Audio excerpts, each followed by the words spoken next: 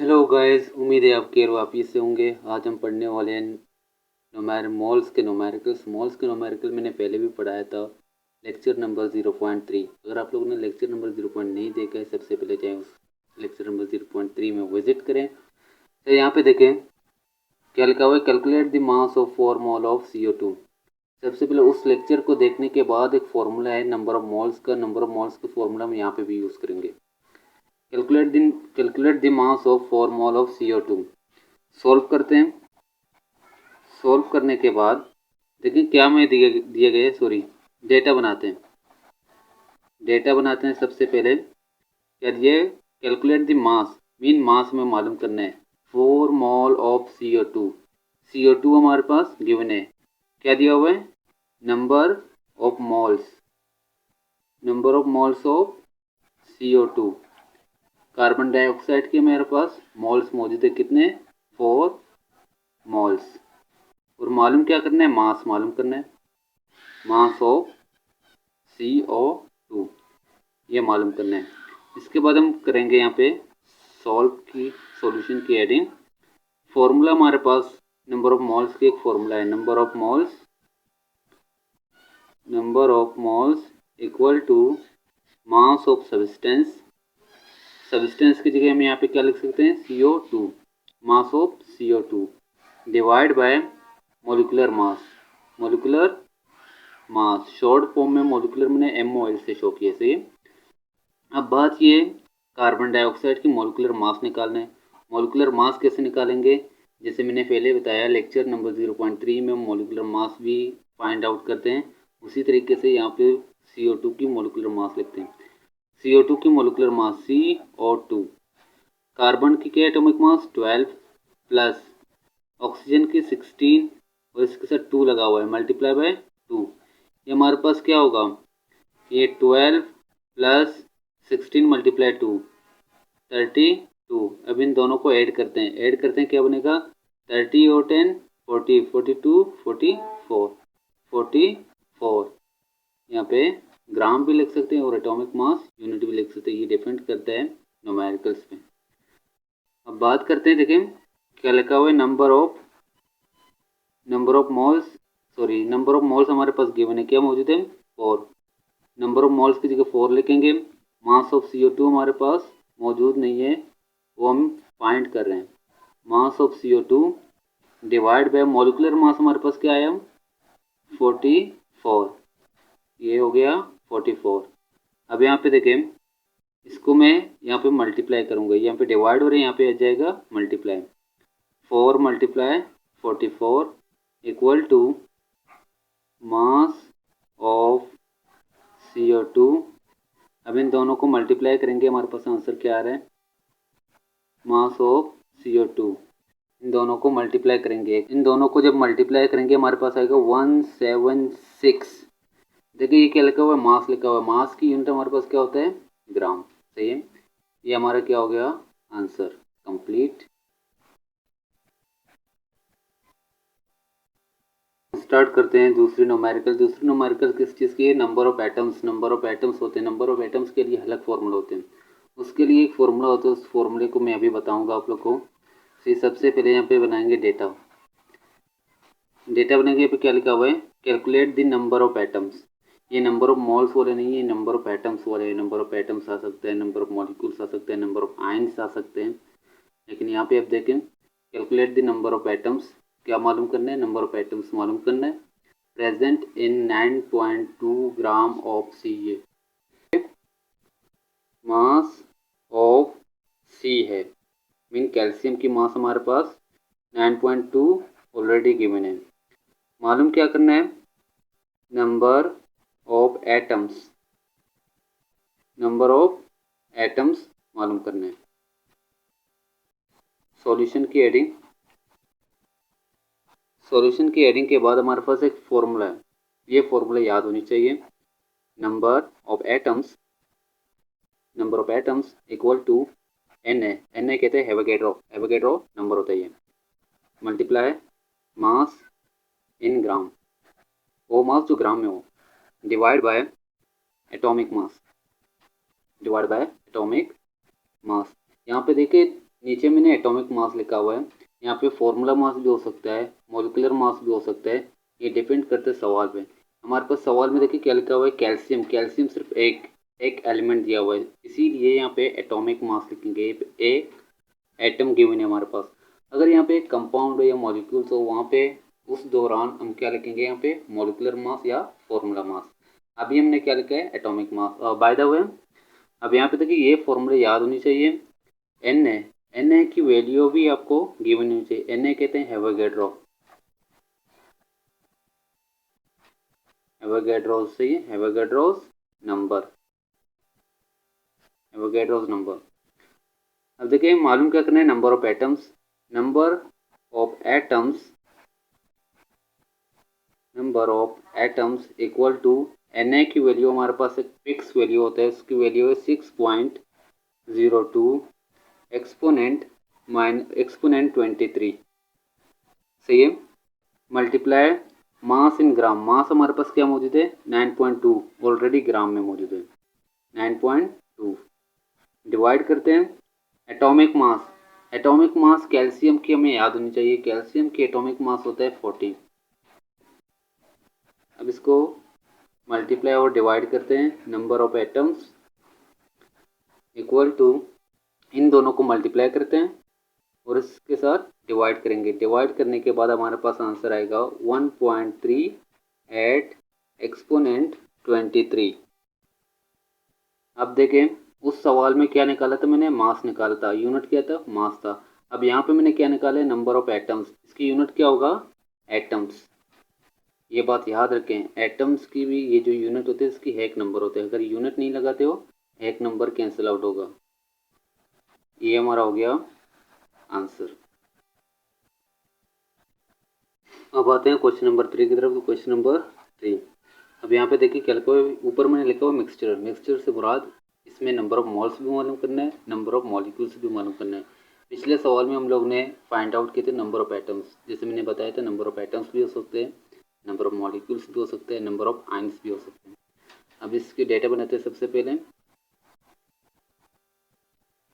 देखिए क्या लिखा हुआ है, calculate the number of moles. Number of moles मालूम करना है, नंबर ऑफ मॉलिक्यूल्स भी मालूम करना है। Present in 8 gram of C6H12O6, मतलब इसकी हमारे पास मास गिवन है, नंबर ऑफ मोल्स और number of molecules find out करना है। यहाँ पे लिखेंगे मास ऑफ C6H12O6, इसको कहते हैं glucose, equal to 8 gram. Same मालूम क्या करना है, फाइंड आउट क्या करना है, नंबर ऑफ मोल्स मालूम करना है और number of molecules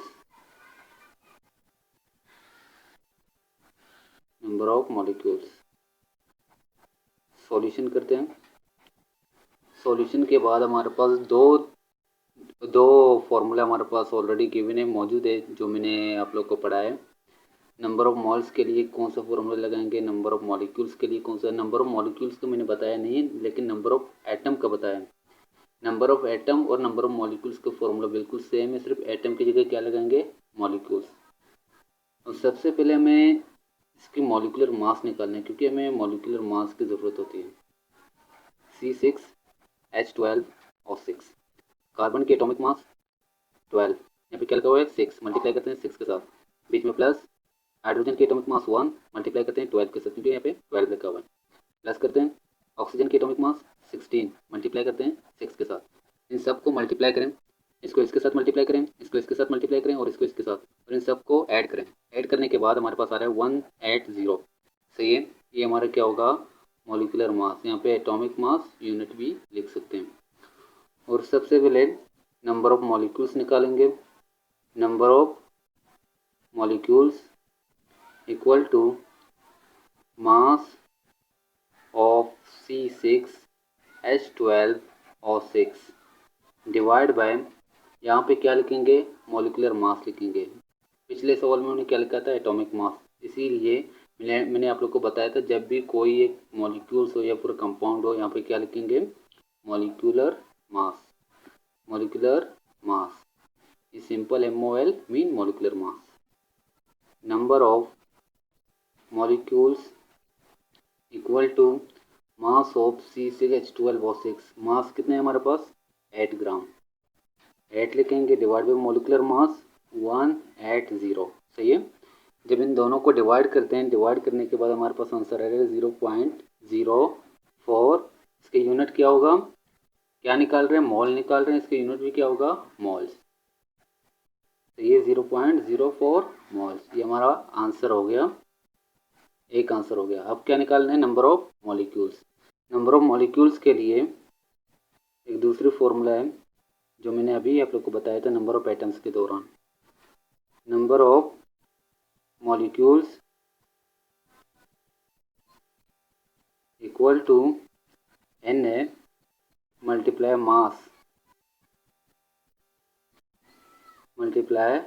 mass in gram divide by क्या लिखेंगे? Atomic mass, molecular mass? Molecular mass लिखेंगे। सही है, molecular mass. Number of molecules equal to Na की वैल्यू हमारे पास ऑलरेडी गिवन है, कांस्टेंट होता है। Na की वैल्यू हमारे पास क्या है? किसी को मालूम है? सही, गुड। 6.02 एक्सपोनेंट 23 मल्टीप्लाई मास हमारे पास क्या है? 8 डिवाइड बाय मॉलिकुलर मास 180। सही है। किसी को परेशानी है यहाँ पे? नहीं है तो सही है, ठीक है, बिल्कुल ज़बरदस्त। अब देखिए क्या करेंगे। Number of molecules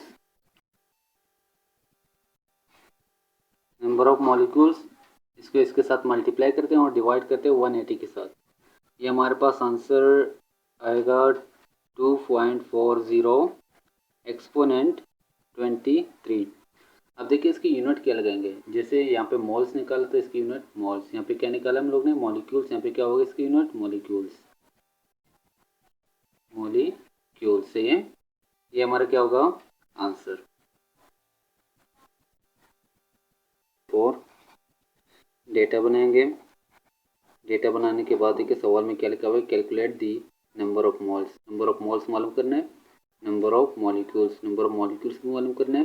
present in 10 gram of H2SO4। मतलब मास हमारे पास गिवन है किस चीज़ की? H2SO4 की। क्या लिखेंगे? Mass of H2SO4 equal to 10 gram. मालूम क्या करना है? Number of molecules.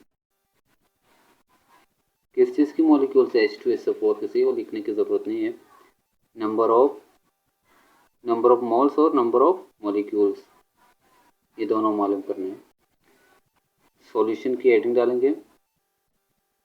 सॉल्यूशन की हेडिंग डालने के बाद सबसे पहले हमें इसकी मॉलिकुलर मास चाहिए।